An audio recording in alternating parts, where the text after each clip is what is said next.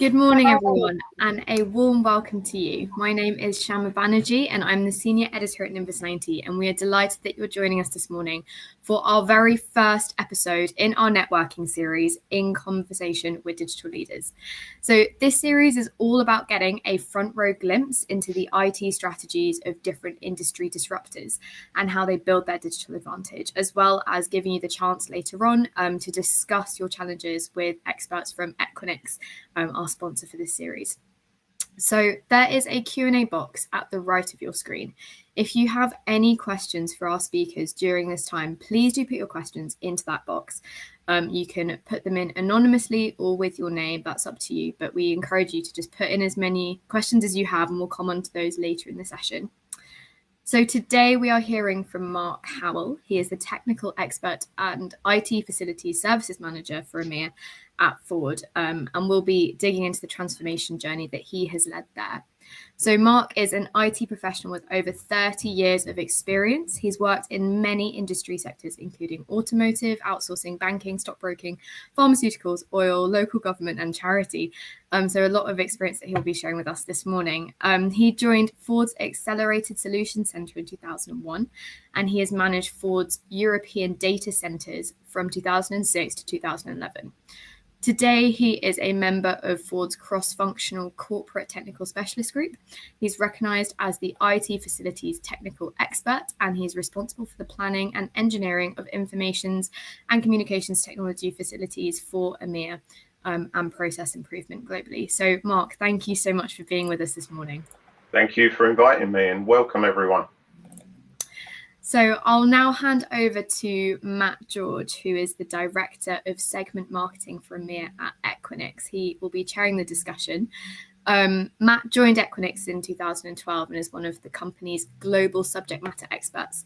He sits as an overlay between the sales and technical teams, and he advises companies on the ways to improve connectivity, global reach, end user experience, and cloud enablement through deployment on Equinix's global interconnection platform. So Matt, I will hand over to you. Thank you so much for being with us this morning. Thank you, Shama. And yeah, welcome everybody to the first of these conversations.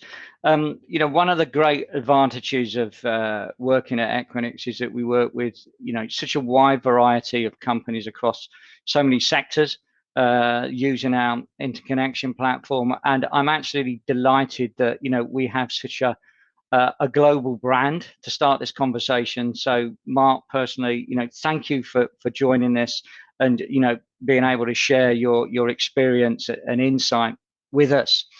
So, digital transformation is certainly not new, but I think in the last 12 months, all of us from a business and a personal point of view have experienced unprecedented disruption in both our personal and business lives. But to start this conversation off, what are some of the sort of key shifts that you've seen in sort of infrastructure and planning over the last 12 months, and have they really been accelerated? Have you sort of adjusted what I would call your transformation roadmap? Yes, thanks, Matt. Welcome everyone. Yes, we certainly have changed things. I think everyone who used to travel around and go into the office and has seen things change.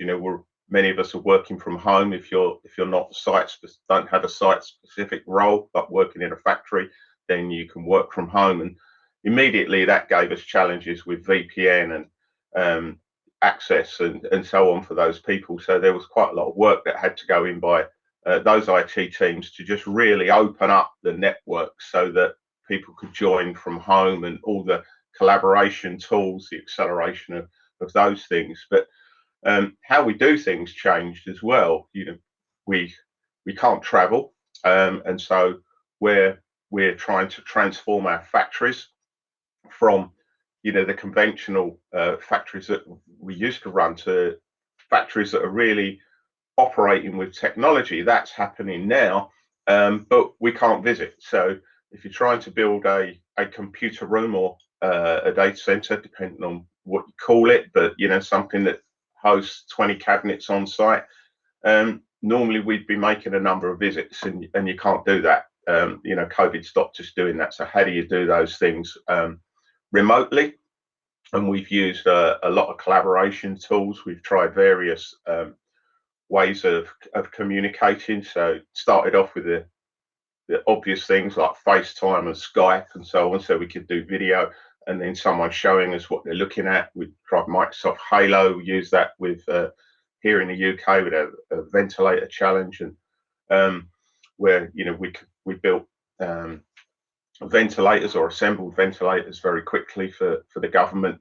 So we tried many different tools, including WebEx Teams video, to enable us to see what's happening at a remote site and being able to help guide and steer those people locally and our suppliers. So, things change there, but also in our office environments, those offices that we had in the capital cities around the world, suddenly we didn't need all that office space, and we realized that we can run the business with people, not working in the office from working remotely. So a lot of transformation happening in all those offices, downsizing offices, moving from one office to another. So big changes there. Along with all the other changes that we're seeing, with electrification for vehicles and autonomous vehicles, launches of new vehicles. So, for example, the Mach-E, and we've been launching those vehicles, but digitally and online. And the F-150 Lightning, which is the first fully electric big truck, although it was broadcast from world headquarters in Dearborn, Michigan, it was all done online, and everything's done online today. They're not released at motor shows anymore. So huge change. I think you're on mute. I was making sure everyone could hear Mark, so I do apologise. So you've given a couple examples there of probably, I think, things that you might not have done if it hadn't been for this, I suppose, this forced situation. But there's two sides to this. There's the technology. I think a lot of companies like yourselves have proved that technology can enable us to work differently, but there's also the people perspective as well. So what have been the key challenges between balancing a shift in technology and then getting people to maybe readjust their working practices? So the biggest challenge for us with the technology is actually obtaining the chips, to build the vehicles, but also, when we buy lots of equipment from all the major suppliers, and they have the challenge as well. So the chip shortage it has a big impact, and lead times for new equipment. So if we're putting together a new site with new equipment, we've got those lead times from telecommunications perspective, from Cisco getting the equipment. It's impacted our tech refresh program, and then there's also the technologies for those people who are now working from home. How do we get them the equipment to work from home? Our IT site management team and our asset team did a fantastic job in enabling people to come in, collect their equipment and take it home, or if necessary, dispatch that equipment so they could set up equipment at home to work. And it's all that remote support from what we call our tech lounge, the IT guys that provide that support. And the tech lounges in our buildings are loved by our customers, because they can literally walk up as they go to the canteen, for example, or if in a smaller office, they've got the guys there, and they can just go to an office and they'll help them and solve problems and give them some advice and guidance. But doing that remotely was a completely new thing, really. There was a small amount, but now it's changed to that's the major way that they have to work to support people that are working from home. And then, and also, just the tech refresh of equipment. We're rolling over a lot of equipment for all of our users around the world, and they need to get that equipment. And it's not a simple thing. Even when you change your laptop, often you have to change a docking station and things that go with it. So, there's been quite a lot of challenges there, but the team have done a fantastic job, and they've overcome those things. And the patience of people has been fantastic as well. Our customers, people have learned patience. Myself and Matt were just talking about that, you know, from broadcasting from home, for example, how those things have changed, and you know, noises in the background and so on we put up with. So the patience of people has been absolutely fantastic. And you know, we've been able to give them the platforms, make changes to WebEx Teams and bring those things up to date to enable them to collaborate more. So there's been significant change to the technology, but there's also been significant change from the way people behave. And I see a lot more tolerance as well from people. Yeah. So picking up on that collaboration part, and you know, Ford, a huge company, so you've got offices, locations, you know, all over the world. Have you noticed? Well, I suppose let me phrase this in two ways. You know, has the IT function within the company become more central or more important? And again, have you seen? You know, sometimes you have areas which maybe work in silos, sort of networks, data centers, clouds. You know, everyone used to have their traditional cost center sort of set up. So have you seen that come together? And how do you sort of see that maybe going forward? So from the perspective of myself, you know, I collaborate with a number of teams. Our properties department and the companies that work with those, and also our local site teams. So if it's in a factory environment for example, and there's normally two reasons we're working with them. Either we're re-engineering the factory, ready for a new product, and when we start out, we're still building the old product, but there's a lot of work that goes into re-engineering a factory to build a new model or a new completely different vehicle. We also provide those guys with support as well. So if there's problems, we need to work with those. Our properties department manage all the engineering, so the buildings, the equipment in those buildings, and so on, and they have to work obviously with us from the IT side, because we're providing all those telecommunications cabinets and wireless access points and cables for them to plug in all that equipment. Because today, you know, even things that you wouldn't think about being connected to the network are connected to the network. So the robots that are building the vehicles, things like in the production process, we use a lot of compressed air, we use a lot of steam. All those systems are computer controlled today. So they are connected, and we can also see obviously all the IoT coming, right? So there's a lot of work on IoT, and if you look at some of those areas where IoT is used, you take engine manufacture, for example, you can have over 100 cameras all looking at the product to try and make sure that the quality is right, the engineering is right, and they can focus on those things. But all that data is coming back. The alignment of panels as vehicles drive down the line, you know, there's cameras that can check panel alignment, the gaps between the panels, and so on. That's all technology that needs to connect to the network. So we have to make that network work, and we also have to connect that back to our enterprise data centers, which are in Michigan. Vehicle scheduling, so the vehicle coming down the line, what color it's going to be, the type of vehicle, what wheels it's going to have, and all those trim things is all coming from the vehicle scheduling system, and all coming, you know, just in time to the line. So yeah, IT is highly involved in everything we do, and that's just increasing exponentially in the factories. The days of being able to run the factory when it's not connected to the network are long gone, right? So it's a big disruptor for our factories, but it's also in our product development. The engineers that are designing the next generation of propulsion systems and the next generations of vehicles, you know, technology is everywhere, and we have to make all that work. So digging in a bit deeper to that, I think what you've described there and how we at Equinix view it is very much, you know, you have an IT core, and you have an edge, and the edge can be slightly different for different companies, for different sectors.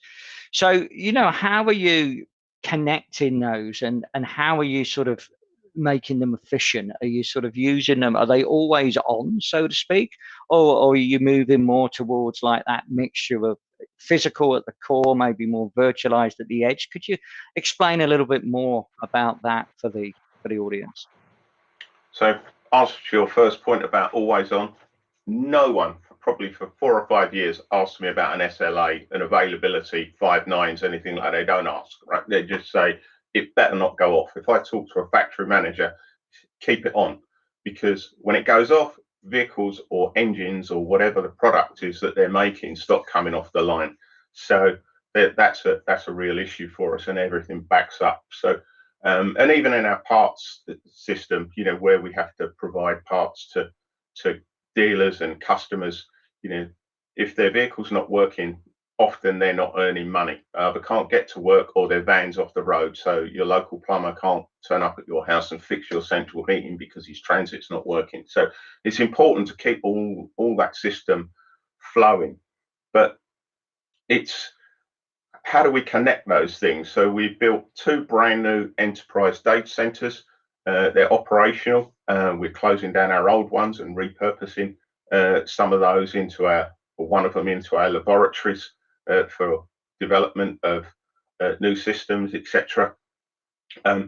We've changed our model for hosting. So we use colos, like mainly Equinix around the world, not only Equinix, to host our telecommunications network. So we've got core points in, for example, here, London and Frankfurt, where all our sites come in and they're connected to both. So we've got resilient network there, and we use Equinix's network, and we use other networks to make all that come together globally. But then we connect out to our sites, and at our sites we need equipment as well. So we're moving to a hybrid model where we had no hosting in those colos. We've now started to move servers and storage into the colos away from our sites. One of the lessons we've learned over the last year is companies, the big colos, like Equinix, can do a better job of maintenance than we can do. And I mean maintenance of things like power systems, UPSs, cooling systems, etc., because the protocols in the countries and also at our sites make it difficult to get people to site. If you take on the continent, for example, in Europe, it's not unusual for, say, an air conditioning engineer to drive across 2 or 3 borders, perhaps between France, Belgium, Germany, during the day. That couldn't happen anymore. So whereas as key infrastructure, the likes of Equinix have been able to do a good job of maintenance, and maintenance is important to keep things working. So that's something for us. So we're now starting to move equipment that we can into colos, because that will give us more resilience, but it also changes the way that we have to pay for that equipment as well, right? If I build a facility at any of our sites, that's CapEx. And I've spent a lot of time talking to bankers and various people about how could we fund our edge facilities. So I was planning to build 2 modular facilities last year, and one of them would be operational now if it hadn't been for COVID. But we're not going to build that one. And the reason we're not going to build it is we're moving all that equipment into Colo in London. And the reason for that is we didn't want to spend our valuable capital on that site as a company. We really wanted to spend that capital on building products. And so we reevaluated how we do things. As I say, we did look at how we could fund that as a lease model, putting it onto the expense side, so project expense and operating expense. But we really struggled with that. The banks want different information to what they had before to offer a lease, and our global IT partners were not able to work with us and make that happen. So yeah, we really like small colos on our sites, right, dedicated to us. That would work for us, but we can't work out how to fund that in a way that works for the company. So we have to do something else. So it's a hybrid model of equipment on site. We're trying to keep that as much as possible to just telecommunications and keep servers and storage elsewhere. At our factories, we still need servers and storage, and we will do for the foreseeable future.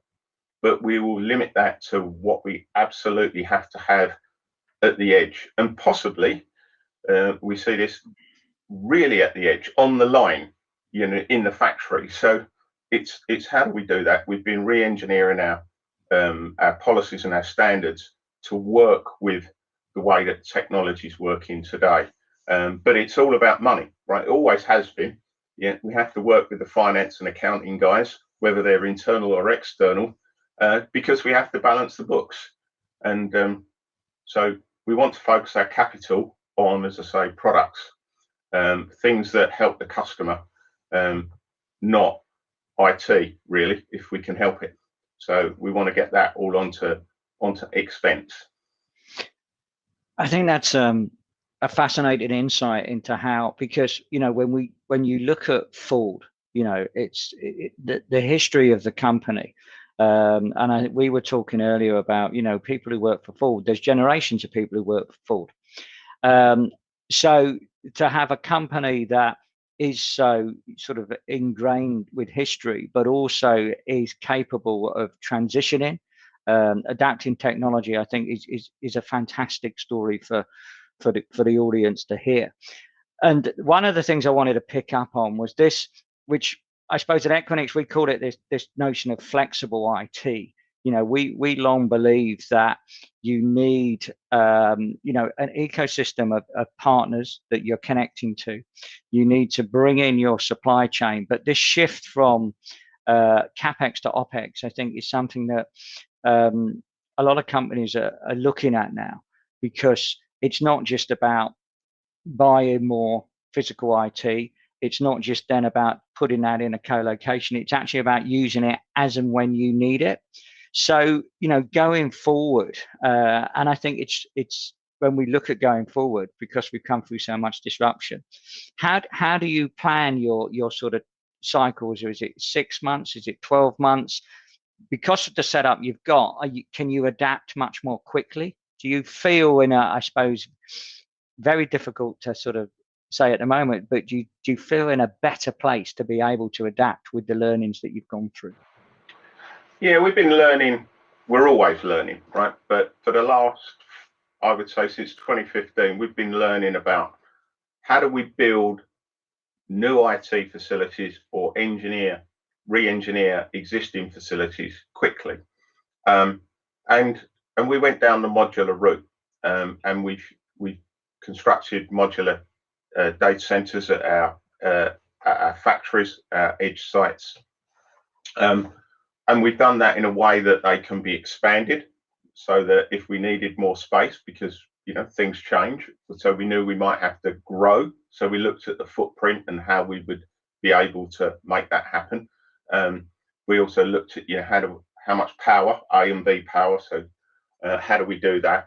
One of the things that we learned from what we're doing is, today, if I was building a modular facility, and you would see this from Schneider as well, where they call them energy centers, we build 2 separate power rooms. So those power rooms that have the power coming in from the transformer and going through the switch gear and the UPS, etc., to the data hall, which may not be that big.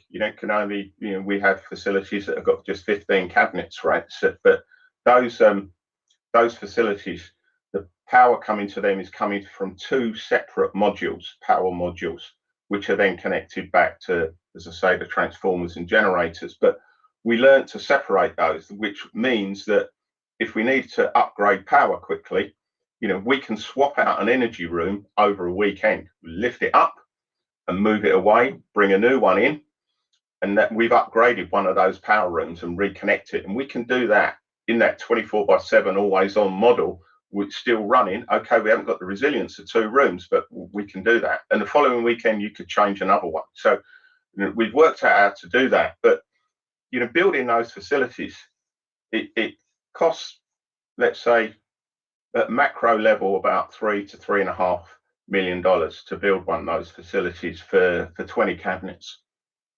with 2 power rooms, backup generators, and you may have to do some other things, like in Africa, build a big canopy over the top because of the sun.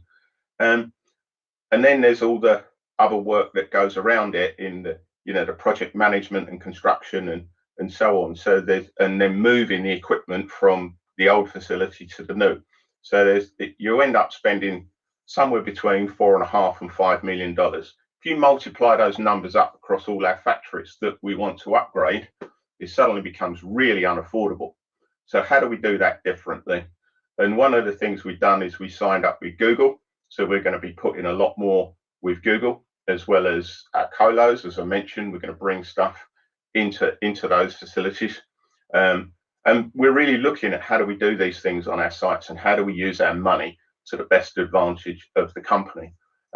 We try to plan over that next 5 to 10 year horizon, but the reality is we're going through the process at the moment. We're well into it for the money that we want to spend next year on tech refresh and on our facilities, and that includes things like replacing air conditioning units, UPSs, and those sorts of things that have come to end of life.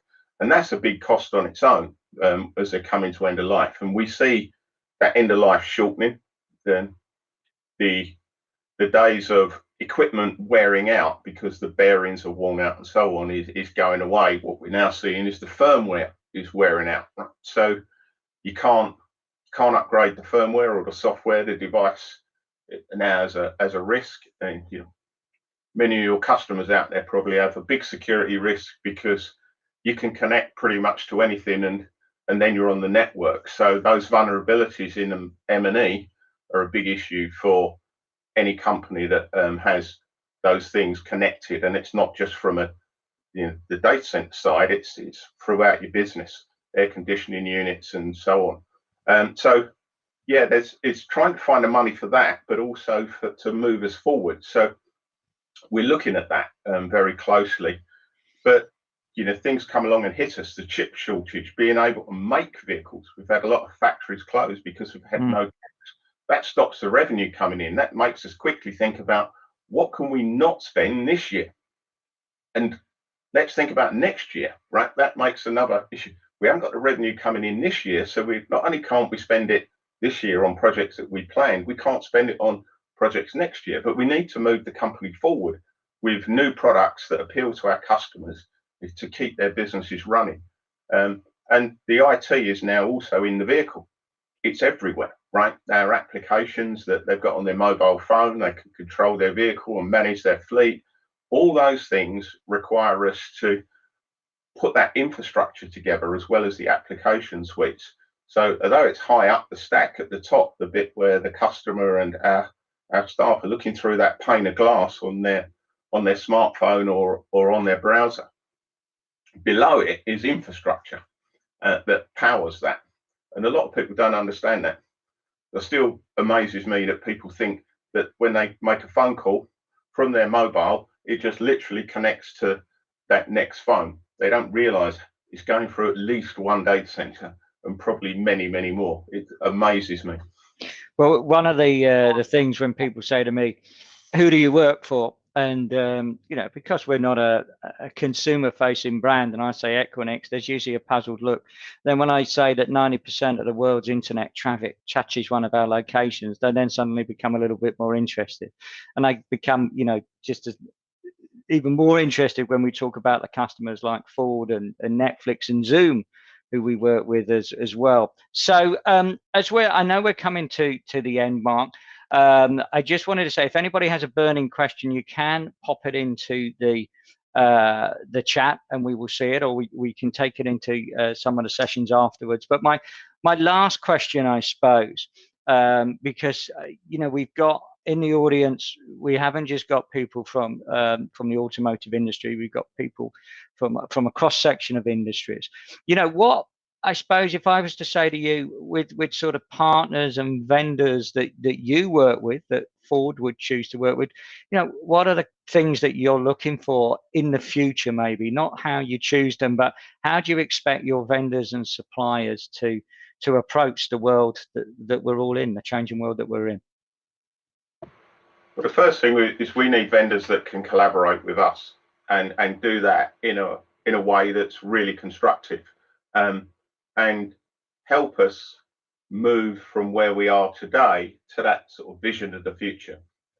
Not just delivering us a point solution that they know is tried and tested and works today, that they have a mindset of being able to collaborate, being able to sort of set a future vision and come up with ways of making that happen. So, for example, when we send out an RFQ or a technical specification to deliver us a solution, we always give that partner the opportunity to, one, we expect them to reply to the technical specification and deliver us something, but we give them the opportunity to provide a different way of doing things, one or more, and a perspective on doing things differently. And that often helps that conversation about, what we're doing, and can completely change our view of how we're going to do so. So if we're digging a trench, right, for example, coming onto a site to move a wide area network connection, or to bring a wide area network connection on site, I'm not expecting to see lots of alternatives, right? But if we're looking to build a new IT facility at one of our locations, I would expect them to come forward with some new ideas, how we can do things differently or make it more resilient, how to lower the cost and those sorts of things. But when we come to how do we make the technology in our vehicles work, or the way that we, our applications work, again, we're looking for those companies that have got a fresh mindset and can put forward ideas of how to do things differently, because that's what we're trying to do in our business. We're trying to power our vehicles differently. If you get in a Mach-E, for example, like a Tesla, it is completely different. It is like no other vehicle. We haven't just lifted the hood, put bonnet, put batteries in it, right, and some 4 electric motors or 2 electric motors. It is a completely different new experience.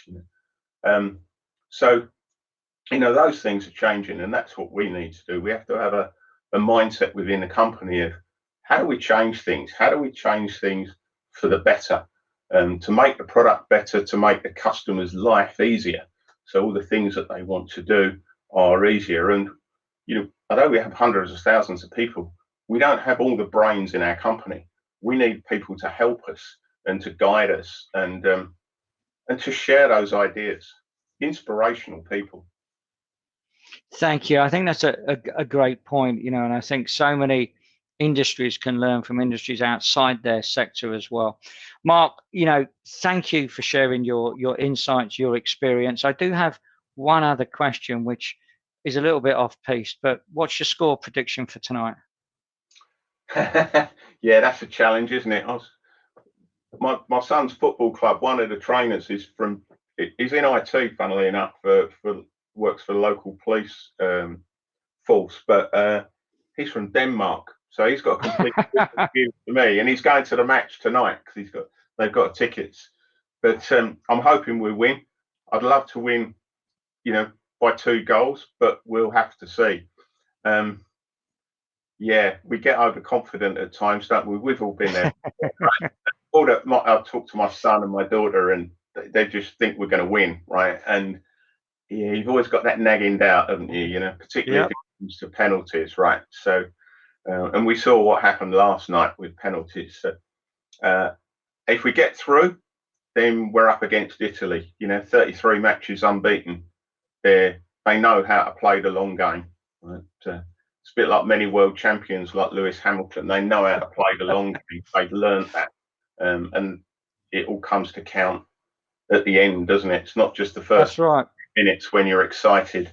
We'd love a goal the first 2 minutes. Good. So we're going for the win. Fantastic. Mark, thank you. I'm going to hand back to Shama. to wrap up. Thank you. Matt. Thanks both for that conversation. We do have 10 more minutes for Q&A. So if anyone has any questions that they would like to ask Mark or Matt, or just kind of post to the group, please do add those into the Q&A. It's on the right side of your screens. It should be quite clear in a little bar. Do add questions into there. We do have a question that's come through earlier on, just around, is anyone else thinking of downsizing offices and provisioning remote working forever? So I don't know, Matt and Mark, if you have thoughts on that. Well, funny enough, in the sort of pre-talk when we were backstage, we were discussing that. So I'll give an Equinix answer, and then I can hand over to Mark, because he was telling me some interesting insights. So I think, you know, as I said at the beginning, we talk to a lot of companies, and this is a key subject. From our own point of view, our office space will change. You know, pre-pandemic, we were developing a much more collaborative approach. I think all of our offices were hot desking. We have offices that are standalone, and they're also connected to our data centers as well. But the majority of that was hot desking. The majority of what I would call our corporate offices all have collaborative floors and workspaces. And they're sort of, you know, conforming to the local guidelines in terms of how we return to office. But I think it's more about, we touched on it, it's going to be about the mindset of people. And you know, how people work. We know that technology helps us, as we're all sitting here discussing this morning, but it's, you know, what do you miss? Is it that face-to-face contact, and how will that sort of change the working week? So I think you're going to see models where people may be in the office once or twice a week, but there has to be a sort of a collaborative reason. You don't want to go into the office and just do a load of Zoom calls. So I think that's, you know, that's sort of how Equinix will operate. Mark? Well, we have those two types of people, what we call site specific, the people who work in a factory that have to be on site to do their job, right? So although things have changed for them, they've worked out how to do that, and most of those changes have been around the COVID protocols. But the people that can work remotely are working remotely. And what our HR team have done, and they've done a fantastic job over the last 15, 16 months, and did before, but you know, they've helped us there, and we've surveyed all the staff right globally, and we've asked them, you know, how would you like to work? Would you want to go back to the office full time? Would you want to stay at home full time, or would you want to do something in between? So sort of options are, you know, 2 days in the office, 3 days at home, or perhaps 1 day a month in the office, right? You know, and so they've looked at that, and you probably won't be surprised that most of those people want a hybrid model, and they're not looking to be in the office all the time. So we were already, as Matt just said about Equinix, changing our offices, and they've been gradually changing to be much more collaborative, but we've accelerated that. When people go back to the buildings, if they've not been there for 15 or 16 months, they're going to see it very different. They're changing quite rapidly. But again, it comes back to affordability. How much can we afford to spend on those buildings when we really want to focus our money on products? So buildings will change. We look at most of the capital cities here in Europe and elsewhere, where we lease space in either we lease the whole building, or we lease you know, parts of a floor or two, or parts of a floor. Those are changing. You know, we're shrinking offices. We're moving from a larger office to a smaller office.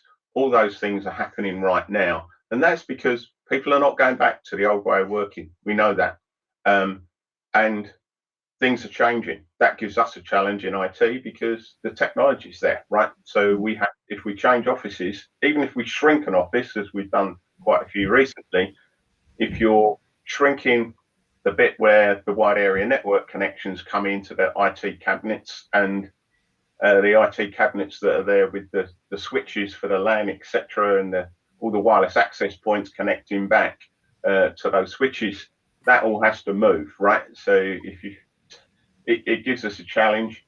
And then obviously if you're establishing a new office, we need to set all that up. We're waiting on the telcos to put the new WAN connections in before we can deliver the cabinets, and that gives us a challenge again with COVID, sending cabinets across borders and then getting them installed on sites, because we can't send the conventional team there anymore. We did one in Denmark, funnily enough, thinking of football tonight, not long ago, right?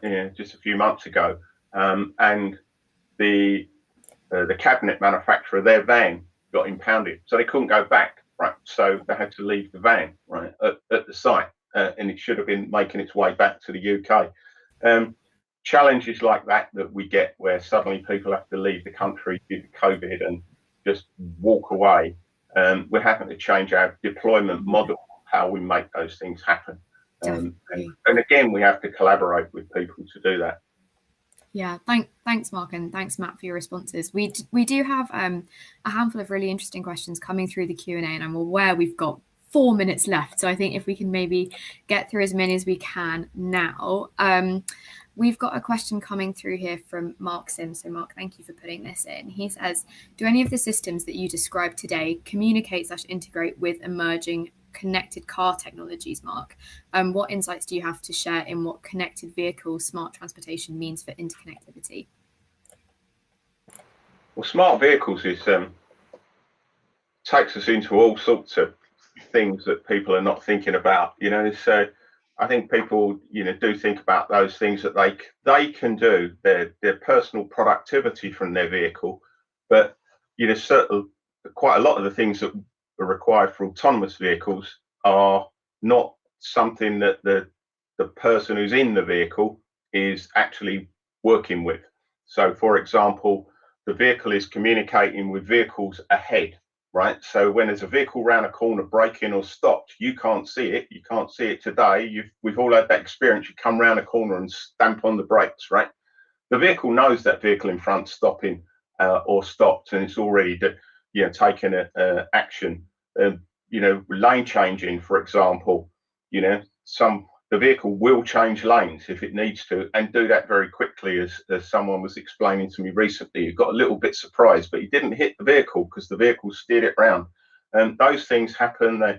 They're working with the street furniture.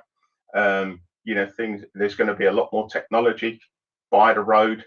Your vehicle doesn't need to know that the traffic lights the other side of Paris are working, but it needs to know what the next 2 or 3 are doing. So all that technology needs to happen. So there's a vast amount going on to make that infrastructure work. You won't be surprised that individual motor companies don't want to pay for that infrastructure.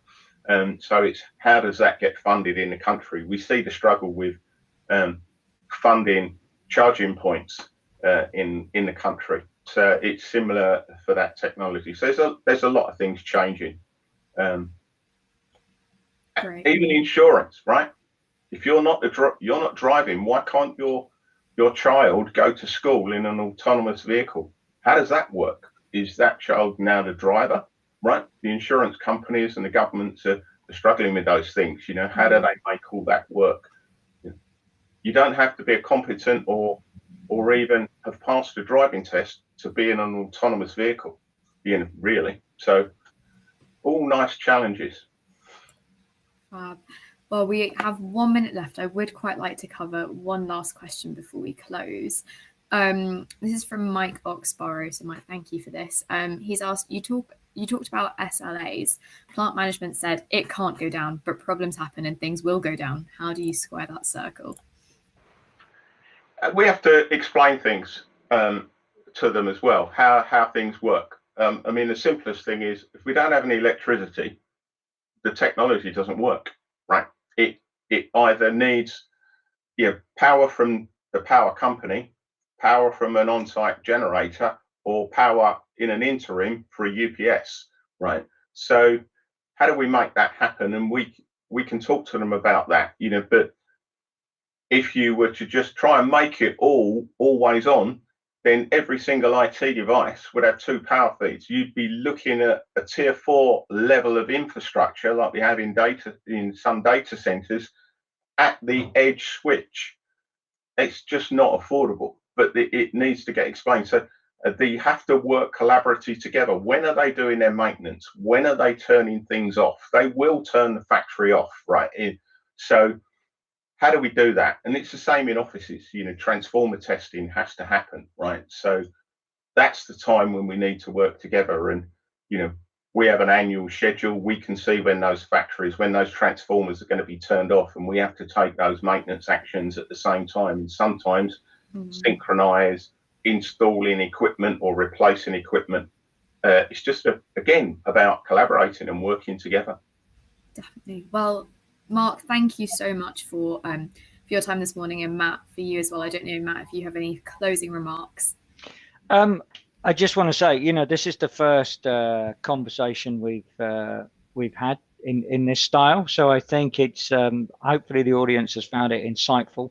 I've personally found it, great talking to Mark, hearing, the sort of the depths, and also I think as a customer, you see innovation on the front end of a car, but the detail that goes into that planning, but most importantly, the interconnectivity and how important IT is. So thanks again. And we look forward to sort of welcoming some of the audience back or new members in the series to come over the next weeks. So thank you. Definitely. Thanks both so much.